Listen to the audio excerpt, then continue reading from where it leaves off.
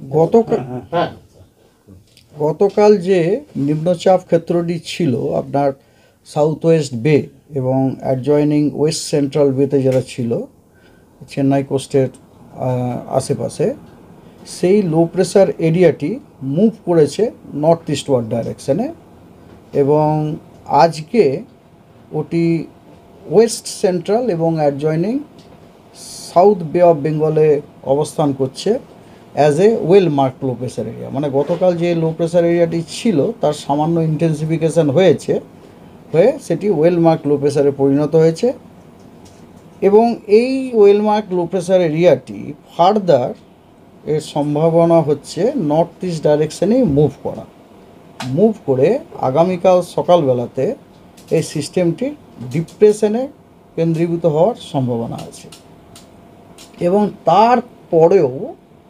তারপরেও সিস্টেমটি ফার্দার আপনার মুভমেন্ট হওয়ার সম্ভাবনা হচ্ছে এগেন নর্থ ইস্ট ডাইরেকশানে এবং নর্থ ইস্ট ডাইরেকশানে যখন সে মুভ করবে তখন কিন্তু তার ইন্টেন্সিফিকেশনেরও যথেষ্ট সম্ভাবনা আছে এবং ওটি আপনার 25 তারিখে একটি সাইক্লোনিক স্টর্মে ইন্টেন্সিফাই হওয়ার সম্ভাবনা আছে। 25 তারিখ আপনার কোথায় না ইস্ট সেন্ট্রাল বে অফ বেঙ্গলে সকালবেলায়, 25 তারিখ সকালবেলাতে, এবং তারপরে 25 তারিখের পর সিস্টেমটির উত্তর দিকে মুভ করার সম্ভাবনা আছে।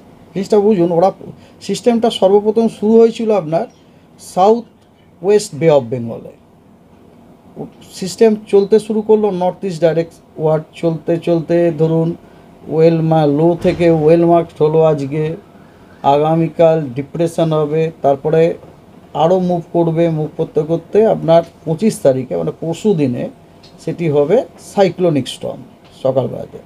তারপরে ওটি কিন্তু উত্তর দিকে মুভ করার সম্ভাবনা আছে, ঠিক আছে। উত্তর দিকে মুভ করে 26 তারিখ নাগাদ ওটি বাংলাদেশ এবং সংলগ্ন পশ্চিমবঙ্গ কোস্টের কাছাকাছি পৌঁছবে। আই রিপিট এগেন, কাছাকাছি পৌঁছবে। আই অ্যাম নট টেলিং যে ওটা হিট করবে, কারণ ওটা এই মুহূর্তে আমরা বলতে পারছি না। তবে কথা হচ্ছে আমরা এখন অলরেডি আমাদের ফোরকাস্ট ট্র্যাক আপনার বেরিয়ে গেছে। সেই ফোরকাস্ট ট্র্যাক যেটা বলছে যে কথা হচ্ছে যে মোস্ট প্রবাবলি এটি আপনার বাংলাদেশ কোস্টকেই হয়তো হিট করবে।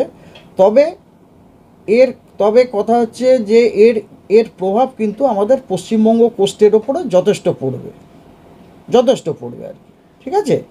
তো আপনাদের আমি এখন ফোরকাস্ট ট্র্যাক যেটা অফিসিয়ালি রিলিজ হয়ে গেছে সেটা সম্বন্ধে আপনাদের বলি। Just a minute.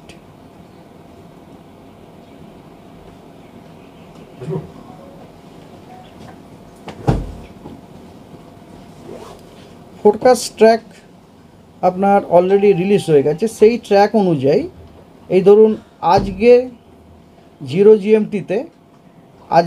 GMT-তে maximum sustained wind ছিল 15 নট। যখনই নট বলবো তার সাথে 1.8 দিয়ে গুণ করে নেবেন, তাহলে বোঝা যাবে ওটা কত কিলোমিটার পার আওয়ার হয়ে যাবে, বুঝতে পারছেন তো। তারপরে ওটা আগামীকাল ওটা থাকবে আপনার ইস্ট সেন্ট্রাল বেতে, যেমন বললাম ইস্ট সেন্ট্রাল বেতে, তখন আপনার আগামীকাল 0 GMT-তে ম্যাক্সিমাম সাস্টেন উইন্ড 25 নট। তারপরে 25 তারিখেও সেটি ইস্ট সেন্ট্রাল বেতে থাকছে, ম্যাক্সিমাম সাস্টেন উইন্ড হচ্ছে 40 নট। এবং 26 তারিখে 0 GMT-তে আমরা যেটা দেখতে পাচ্ছি 26 তারিখে কিন্তু ওটি সিভিয়ার সাইক্লোনিক স্টর্মে ইন্টেন্সিফাই হওয়ার যথেষ্ট সম্ভাবনা আছে উইথ ম্যাক্সিমাম উইন্ড স্পিড আপনার 55 নট। 55কে 1.8 দিয়ে গুণ করলে কত হয় 55, মানে প্রায় 100-র কাছাকাছি আর কি। প্রায় ওটা যদি 2 দিয়ে গুণ করতাম আমরা 110ই হয়ে যেত, মানে প্রায় 100-র কাছাকাছি আপনার 100 কিলোমিটার পার আওয়ারের কাছাকাছি আপনার উইন্ড স্পিড হবে।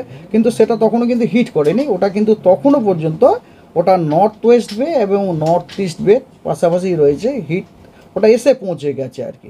আর অবশ্য একটা তো সাইক্লোনের অনেক বড় সাইজ হয় না, তো ওটা যখন ওখানে এসে পৌঁছবে ওর এফেক্ট কিন্তু আমাদের পশ্চিমবঙ্গ কোস্ট পেতে শুরু করে দেবে। 25 তারিখ থেকে আমরা আশা করছি এই যে সিস্টেমটির এফেক্ট আমরা পশ্চিমবঙ্গ কোস্ট এবং সংলগ্ন যে বাংলাদেশ কোস্ট আছে ওটা কিন্তু পেতে শুরু করবে এবং এফেক্টটা ধীরে ধীরে বাড়বে যত ওটি নর্থের দিকে যাবে।